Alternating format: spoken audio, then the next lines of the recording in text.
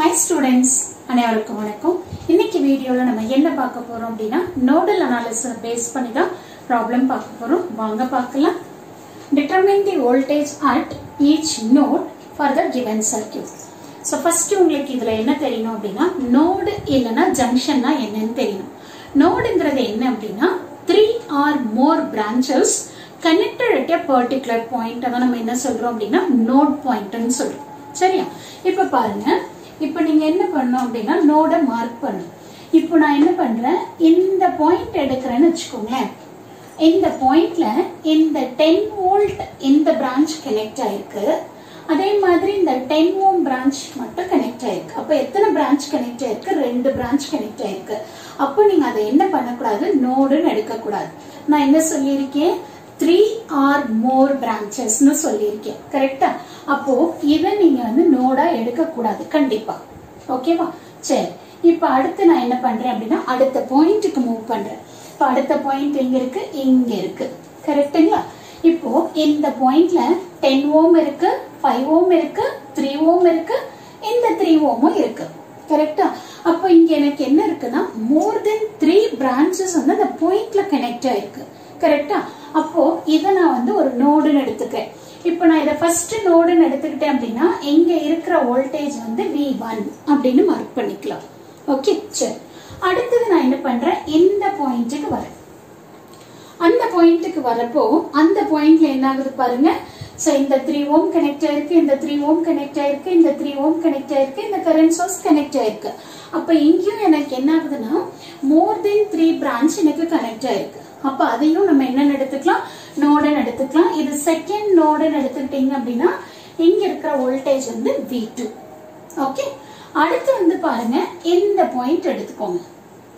அந்த பாயிண்ட் எடுக்கிறப்போ 3 ஓம் கனெக்ட் ஆயிருக்கு, 6 ஓம் கனெக்ட் ஆயிருக்கு, 1 ஓம் கனெக்ட் ஆயிருக்கு. சோ அப்ப இது தேர்ட் நோடுன்னு எடுத்துக்கிட்டீங்க அப்படின்னா இதுல வோல்டேஜ் வந்து V3. அதே மாதிரி இந்த பாயிண்ட் எடுக்க கூடாது. சரியா? இந்த பாயிண்ட் எடுத்துக்கிட்டீங்கன்னா ஒன்லி 6 ஓம் மட்டும் தான் கனெக்ட் ஆயிருக்கு. ஓகே? அடுத்து வந்து பாத்தீங்க அப்படின்னா இந்த பாட்டம்ல எடுத்துக்கிட்டீங்கன்னா எல்லா பிரான்ச்சுமே நமக்கு என்ன இருக்கும்? கனெக்ட் ஆயிருக்கும். அப்ப இது ஒரு நோடுன்னு எடுத்துக்கலாம். எடுத்துட்டு நம்ம என்ன பண்ணணும்? இத கிரவுண்ட் பண்ணணும். சோ கிரவுண்ட் பண்ணீங்கன்னா நமக்கு பொட்டன்ஷியல் என்ன? இல்லனா அங்க இருக்கிற வோல்டேஜ் என்ன? 0 வோல்ட். அப்ப இது ரெஃபரன்ஸ்னு எடுத்துக்கிட்டீங்க அப்படின்னா இங்க இருக்கிற வோல்டேஜ் வந்து 0 வோல்ட். இப்போ நான் என்ன பண்ணிட்டேன் அப்படின்னா நோடு வோல்டேஜஸ் மென்ஷன் பண்ணிட்டேன். எத்தனை நோடு இருக்கு, அதுக்கு கரெஸ்பாண்டிங்கா என்ன வோல்டேஜ் அப்படிங்கறத மார்க் பண்ணிட்டேன். இப்போ நான் என்ன பண்ண போறேன் அப்படின்னா டைரக்டா மேட்ரிக்ஸ ஃபார்ம் பண்ண போறேன். உங்களுக்கு நல்லா தெரியும் நோடல் அனாலிசிஸ் அப்படினாவே G matrix into V matrix is equal to I matrix. இது ஜெனரல் ஃபார்மேட். இப்போ இங்க உங்களுக்கு எத்தனை நோடு இருக்கு? 3 நோட்ஸ் இருக்கு. அப்ப நீங்க என்ன பண்ணணும்? 3/3 மேட்ரிக்ஸ நீங்க ஃபார்ம் பண்ணணும். ஓகே? இப்போ நான் என்ன பண்றேன்? மேட்ரிக்ஸ ஃபார்ம் பண்ணிக்கிறேன். ஓகே? இப்போ பாருங்க. இந்த நோட் 1ல 10 ஓம் இருக்கு, 5 ஓம் இருக்கு, 3 ஓம் இருக்கு, 3 ஓம் இருக்கு. அப்ப நீங்க என்ன பண்ணணும் அப்படினா 1/10 plus 1/5 plus 1/3 plus 1/3 ன்னு எழுதிக்கணும். சோ எல்லாமே ரெசிப்ரோக்கல். ஏன் மேடம் 1 போடுறீங்க அப்படின்னா இங்க என்ன மேட்ரிக்ஸ் இருக்கு? கண்டக்டன்ஸ் மேட்ரிக்ஸ் இருக்கு. சோ கண்டக்டன்ஸ்ங்கிறது என்ன? ரெசிப்ரோக்கல் ஆஃப் ரெசிஸ்டன்ஸ் தான். கரெக்ட்டா? சோ அதனால தான் நம்ம என்ன பண்றோம்? 1 ரெசிஸ்டன்ஸோட வேல்யூவை போடுறோம். ஓகே? சரி. அடுத்து என்ன வரும்? R12 that is G12. அப்ப என்ன பண்றோம்? நோட் 1க்கும் நோட் 2க்கும் காமனா இருக்கிற வேல்யூ எடுத்து எழுதுறோம். இங்க வந்து காமன்ங்கற பார்க்கறப்ப இந்த 3 ஓமும் இருக்கு, இந்த 3 ஓமும் இருக்கு. அப்ப நம்ம என்ன பண்ணனும்? -1/3 -1/3 ன்னு எழுதிக்கணும். ஓகேவா? அடுத்து வந்து பாத்தீங்க அப்படினா 1 3. சோ இப்போ 1க்கும் 3க்கும் எதனா காமனா இருக்கா? இல்ல. அப்ப நம்ம என்ன பண்ணனும்? 0 ன்னு போட்டுறணும். ஓகேவா? அடுத்து 2 1. சோ 2 செகண்ட் நோடுக்கும் ஃபர்ஸ்ட் நோடுக்கும் காமனா நமக்கு என்ன இருக்கு? -1/3 -1/3. மேடம் இங்க மேடம் இருக்கு 1/3 1/3 போட்டுட்டே இருக்கீங்கன்னா இது 2 1. இப்போ இது ரெண்டுத்துக்கும் நடுவுல இந்த 3 ஓமும் இருக்கு, இந்த 3 ஓமும் இருக்கு. அதனால தான் நம்ம என்ன பண்றோம்? -1/3 -1/3 போட்டுருக்கோம். ஓகே? அடுத்து வந்து பாத்தீங்கன்னா செகண்ட் நோட்ல எத்தனை ரெசிஸ்டன்ஸ் கனெக்ட் ஆயிருக்கும் மொத்தத்தையும் நம்ம எழுதணும். ஓகேவா? சோ எவ்வளவுல இருக்கு பாருங்க, 1/3 பிளஸ் 1/3 பிளஸ் 1/3 இருக்கு. அடுத்து வந்து பாத்தீங்கன்னா அங்க கரண்ட் சோர்ஸ் இருக்கு, அது விட்டுடுங்க, அது எழுத தேவையில்லை. ஓகேவா? இங்க நம்ம என்ன பண்ண போறோம், ரெசிப்ரோக்கல் ஆஃப் ரெசிஸ்டன்ஸ் தான் நம்ம எழுத போறோம். கரெக்டா? ஓகே. அடுத்து வந்து பாத்தீங்கன்னா 2, 3. சோ செகண்ட் நோடுக்கும் தேர்ட் நோடுக்கும் இடையில நமக்கு என்ன இருக்கு, 3 ஓம் இருக்கு. அப்போ -1/3. ஓகே. அடுத்து 3-1. சோ 3-1ங்கிறது 0. then 3-2 வந்து -1/3. 3-3ங்கிறது பாருங்க, சோ 1/3 plus 1/6 plus 1/1. ஓகேவா? சோ இதுக்கு அப்புறம் நம்ம என்ன பண்ணணும் அப்படின்னா, ஆக்சுவலா 1 செகண்ட், எனக்கு ஸ்பேஸ் இங்க இல்ல. சோ இத போட்டுட்டு நீங்க இங்க என்ன பண்ணணும், வோல்டேஜ் எழுதணும். unknown voltage V1 V2 V3 எழுதணும். சோ எழுதிட்டு so this is equal to, இப்போ நோட் 1ல இருக்கிற கரண்ட் சோர்சஸ் எழுதணும். மேடம் இங்க நோட் 1ல எனக்கு கரண்ட் சோர்ஸ் எதுவுமே கனெக்ட் ஆகல, அப்புறம் நான் எப்படி எழுதுறது அப்படின்னு கேக்குறீங்க. கரெக்ட் தானே? இப்ப பாருங்க, கண்டிப்பா இருக்கு.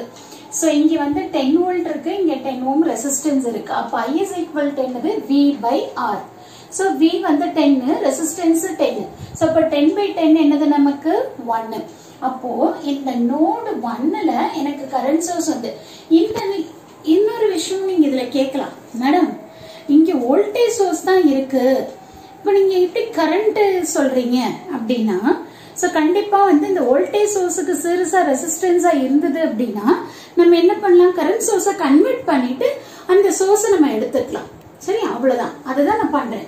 இப்ப 10/10 வந்து 1. சோ அப்ப எனக்கு 1 ஆம்பியர்னு வந்துடும். அதே மாதிரி நோடு 1 முடிச்சிட்டேன்.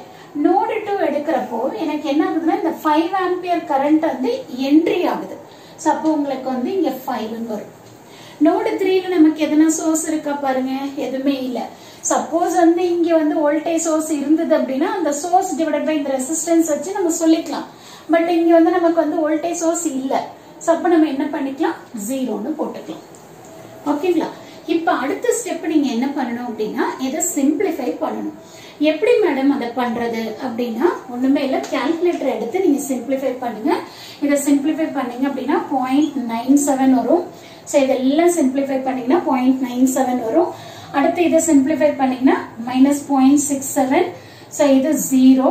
அதே மாதிரி இது வந்து -0.67. அடுத்து இந்த 3 வேல்யூ. சோ இதை நீங்க சிம்பிளிஃபை பண்ணீங்கன்னா 1 வரும்.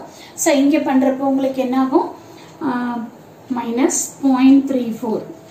அதே மாதிரி இங்க 0, இங்க -0.34. சோ இங்க என்ன வேல்யூ வரும்னா, இந்த கால்குலேட்டர் வச்சு பண்ணுங்க. சோ இது 1.5ன்னு வரும். அவ்வளவுதான். சரிங்களா? அடுத்து இன்னொரு விஷயம் நீங்க வந்து நல்லா ஞாபகம் வச்சுக்கணும். என்ன அப்படின்னா, இந்த டயகனல்ல வர எலிமெண்ட்ஸ் மட்டும் தான் நீங்க பாசிட்டிவ்ல எழுதிக்கணும். ரிமைனிங் இருக்கிற இந்த ஆஃப் டயகனல் எலிமெண்ட்ஸ் எல்லாமே நீங்க வந்து நெகட்டிவ். அது நல்லா ஞாபகம் வச்சுக்கோங்க நோடல் அனாலிசிஸ்ல. அடுத்து இப்ப நம்ம என்ன பண்ணணும், unknown voltage V1 V2 V3. so this is equal to 150. இப்ப நீங்க என்ன பண்ண, கால்குலேட்டர் எடுத்து V1 V2 V3 ஓட வேல்யூ கண்டுபிடிக்கணும். அவ்வளவுதான். சோ இதுல இருந்து நான் டைரக்டாவே கால்குலேட்டர் யூஸ் பண்ணி நீங்க கண்டுபிடிப்பீங்க. So V1 is equal to, madam நீங்க எப்படியே எழுதிட்டு போறீங்க, எங்களுக்கு ஒண்ணும் தெரிய மாட்டேங்குது அப்படின்னு ஃபீல் பண்ண வேண்டாம். கால்குலேட்டர் யூஸ் பண்ணி எப்படி கண்டுபிடிக்கணுங்கிற வீடியோவும் நான் உங்களுக்கு அப்லோட் பண்ணியிருக்கேன். சோ டைம் கிடைக்குது அப்படின்னா அதையும் ரெஃபர் பண்ணிக்கோங்க. சோ அப்ப V1 ஓட வேல்யூ 7.43 வோல்ட். V2 ஓட வேல்யூ சோ என்ன கொடுத்து வந்திருக்கு, 9.26 வோல்ட்னு வந்திருக்கு. அடுத்து V3 ஓட வேல்யூ எவ்வளவு வருது அப்படின்னா 2.09 வோல்ட்னு வருது. ஓகேங்களா? சோ அப்போ அவங்க என்ன கேட்டிருக்காங்க, determine the voltage at each node. So ஒவ்வொரு நோடுலயும் எவ்வளவு வோல்டேஜ் வருது அப்படிங்கறது தான் நம்ம என்ன பண்ண சொல்லியிருக்காங்க, ஃபைண்ட் அவுட் பண்ண சொல்லியிருக்காங்க. கரெக்டா? இப்போ நம்ம என்ன பண்ணிட்டோம், V1 கண்டுபிடிச்சிட்டோம், V2 கண்டுபிடிச்சிட்டோம், V3யும் கண்டுபிடிச்சிட்டோம். So okay. சோ இதுதான் வந்து இந்த ப்ராப்ளம்க்கான ஆன்சர். சோ கண்டிப்பா இந்த வீடியோ உங்களுக்கு ரொம்ப யூஸ்ஃபுல்லா இருக்கும்னு நினைக்கிறேன். Thank you for watching this.